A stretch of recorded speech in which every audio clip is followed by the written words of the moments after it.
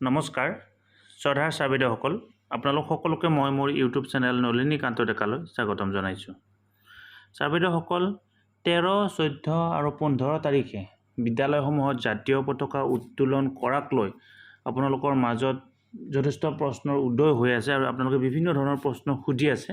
গতিকে মই ভিডিঅ'টোৰ জৰিয়তে সেই কথাখিনি আপোনালোকক জনাই দিবৰ কাৰণে চেষ্টা কৰিছোঁ। অৰ্থাৎ 13, 14 আৰু 15 তাৰিখে আপোনালোকে জাতীয় পতাকা কেনেকুৱা ধৰণে উত্তোলন কৰিব লাগিব বা কি কৰিব লাগিব, উত্তোলন কৰিব লাগিব নে প্ৰদৰ্শন কৰিব লাগিব। এইখন 5/8/2022 তাৰিখে অহা এখন চিঠি যিখন পঠাইছিল Sangeeta Saikia, executive director incharge Samagra Shiksha Assam.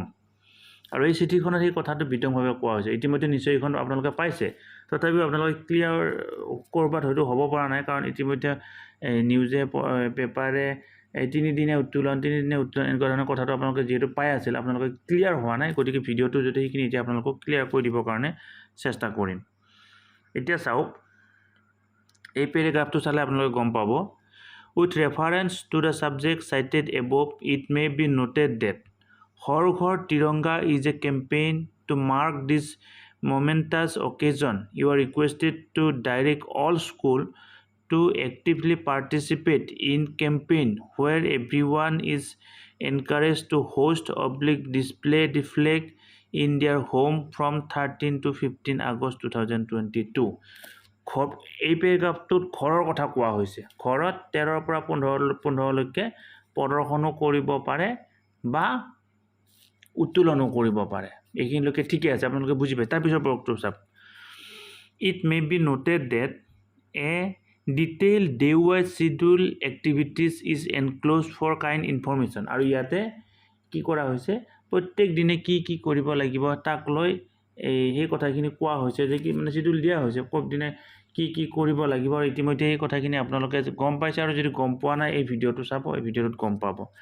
তাৰপিছত চাওক, further it may be noted that for 15 of August 2022, school will formally host the national flag, and however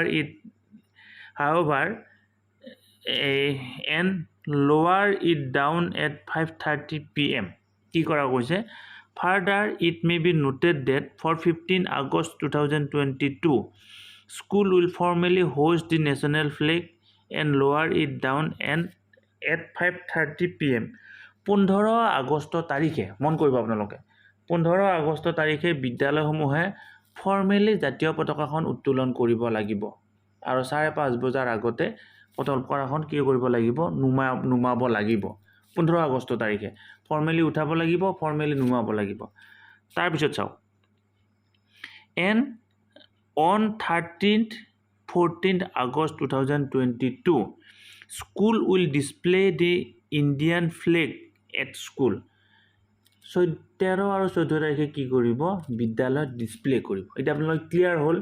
13, 14, 15 এই 3 দিন যি ঘৰ ঘৰ তিৰংগা কাৰ্যসূচী আছিল, ঘৰ ঘৰ তিৰংগা কাৰ্যসূচীত ঘৰবিলাকত উত্তোলনো কৰিব পাৰিব আৰু প্ৰদৰ্শনো কৰিব পাৰিব।